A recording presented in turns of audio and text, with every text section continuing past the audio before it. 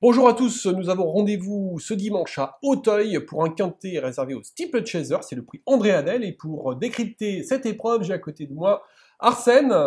Bonjour Christophe, Tu vas bien Arsène? ça va et toi-même? Ouais, très très bien, donc un quintet, tu adores l'obstacle je crois d'ailleurs, hein. Oui, Donc ça tombe bien, donc c'est une bonne course, on va retrouver des Steeplechasers qu'on connaît bien, et on a d'ailleurs le même préféré. mm, C'est Trempe d'Émeraude. Trempe ouais. d'Émeraude, tu peux nous parler un petit peu de ce Trempe d'Émeraude? Oui, Trump Road, c'est un concurrent qui a été longtemps vu sur les balais cette année, donc il vient de retrouver la spécialité du steeple, une spécialité dans laquelle il a été vraiment très séduisant.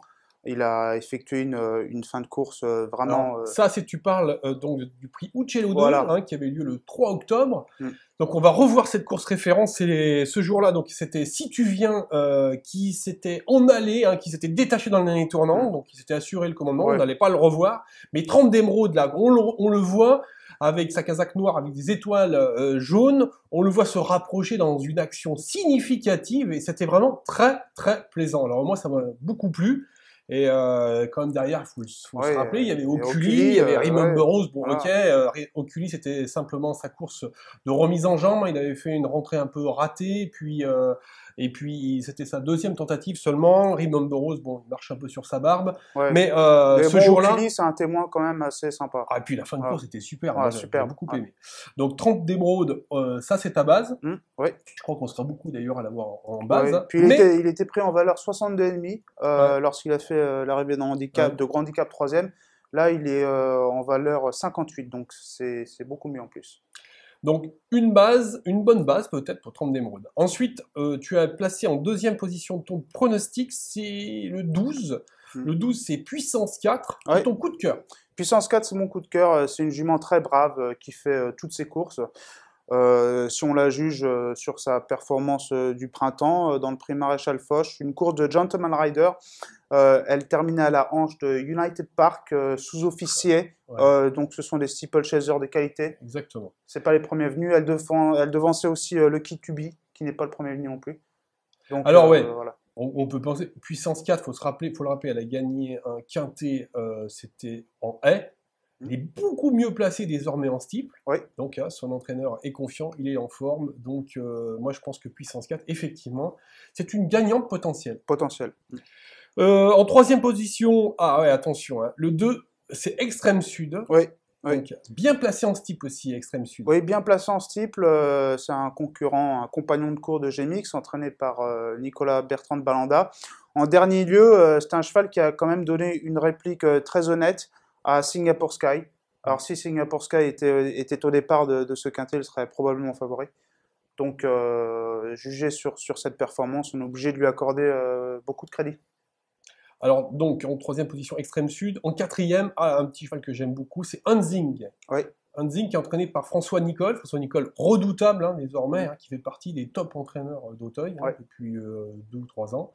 Donc, tu peux nous parler un peu d'Hanzing qui vient de Oui, courir moyennement en gain, je crois. oui, mais bon, c'est peut-être plutôt un parcours de remise en jambe, hein. Ouais. Il n'avait pas été vu depuis le mois de juin auparavant. Il a peu d'expérience. Je dirais, c'est la seule chose négative à son propos. En revanche, il a fait de très bons débuts sur le steeple d'Auteuil dans le prix Jasmin 2, un prix dans lequel Sizing France s'imposait. Hmm. Et de toute évidence, il a une marge de progression très intéressante. Ouais. Hanzing, Voilà. on va le rappeler, hein, Hanzing, avant sa tentative à Enghien, avait devancé un certain Sundream qui reste sur plusieurs victoires, c'était un macaire. Oui. Donc attention, donc Hanzing c'est peut-être peut-être aussi un gagnant Ouais, potentiel, on peut le oui, dire. Hein, c'est il est doué, il doit être doué. Ouais. Voilà. Donc Hanzing en quatrième position, en cinquième position, je crois qu'il a mis Sizing France. Voilà, Sizing France, donc c'est la logique, hein, parce que Sizing France, c'est le compagnon de Kazakh de Sizing Europe. Hein, Alan Potts, il avait donc Sizing Ah, t'aimes France. bien les chevaux, les références C'est aux mon chevaux cheval anglais. préféré, Sizing Europe. Voilà, avec D'accord. Denman, mais bon, Denman il court plus. Donc voilà, il avait devancé Hunzing, Sizing France, donc on est obligé de lui accorder du crédit lui aussi. Très bien. Et en plus, il vient de faire rentrer en plat Oui, il gagnante. a gagné, oui. D'accord. Sixième position, c'est le 13, Prince du Pin. Et c'est c'est ta surprise, Oui. un petit coup de poker. Oui, voilà, c'est ma surprise parce que les 5 chevaux précités compteront, je pense, de nombreux partisans. Mhm. Donc en 6e position, Prince du Pin. C'est un cheval depuis ses premiers pas sur le steeple d'Auteuil. Alors sa musique se lit comme suit, j'ai pris les petites notes. 3e, 1er, 9e, 1er, 3e, 8e, 4e, 4e, 3e. Donc 7 fois sur 9 dans les 4 premiers, c'est pas mal. Ouais. Il est bon, c'est pas évident de l'envisager pour la gagne évidemment, mais un accessible une place, c'est jouable. Il faut rappeler que Prince du Pin a été longtemps absent, près d'1 an d'absence, vient de faire une rentrée. Alors évidemment, il a manqué un petit bout pour finir, parce qu'il a quand même demandé à souffler. Mais si c'est le Prince du Pin qu'on a vu l'année dernière, il a une première chance. Exactement, l'année dernière, il a fait des choses, de belles choses. C'est un vrai coup de poker et c'est un cheval qui peut avoir une cote. Il aura une cote, je pense. Ouais. Donc ça, c'est en 6e position. 7e, tu as placé Hawk the Talk, un peu bas peut-être, parce que je pense que c'est un cheval qui va être plus joué que ça. Il ne sera pas 7e de la synthèse de la presse, je crois pas. Il sera plus haut. Mais tu vas nous expliquer pourquoi tu l'as mis si bas, Arsène. Bah, à ce jour, il n'a pu faire l'arrivée des 2 gros handicaps en steeple qu'il a disputés. Ouais. Donc ça me refroidit un peu. Maintenant, de toute évidence, c'est un concurrent qui a des moyens. Au printemps, il avait fait une belle valeur en faisant preuve de supériorité dans la phase finale, alors qu'il était en net retrait, à mi-parcours, en net retrait. Donc c'est un cheval capable de belles choses. Maintenant, j'attends de le voir. C'était la fois où il a gagné sur 3700 ? Parce qu'il a gagné sur 3700 mètres en steeple, ce cheval. Oui. Et j'attends de le voir justement faire l'arrivée. Donc, il faut quand même me dire, parce que pour le côté positif du cheval, je trouve que c'est quand même un cheval qui en ce moment est en super forme. Il n'aura jamais été aussi bon qu'en ce moment, donc c'est le moment ou jamais de retenter sa chance dans les gros handicaps. Donc tu l'as passé en 7e, de toute façon il faut faire des choix. Et en 8e position, pour terminer, tu as mis le Cap Prince Picard, c'est un cheval de terrain lourd. Oui, lauréat de Listed pour ses premiers pas à 4 ans à Auteuil.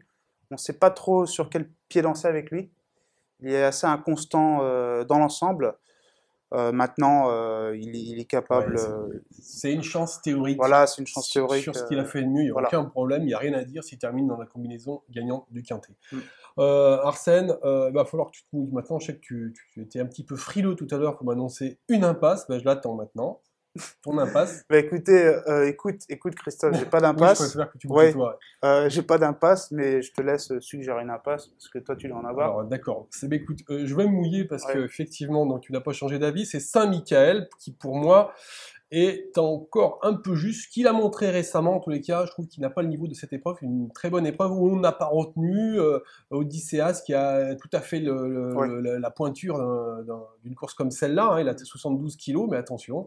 Donc je pense qu'il y a beaucoup de sauteurs qui lui sont préférables à ce Saint-Michael. Mais bon, voilà, c'est un risque. Ils ne sont que 15 au départ de ce quintet. Donc, un conseil de jeu. Un conseil de jeu, comme on a la même base, c'est peut-être de bon augure. On va tenter Trempe d'émeraude en jeu simple gagnant ou en gagnant placé. Voilà. D'accord. Donc voilà, en jeu simple gagnant, Trempe d'émeraude. Je suis pas sûr qu'il y ait une cote très très spéculative, mais bon, voilà. Mais s'il y a 5 contre 1, ça peut être sympa. Voilà, très bien.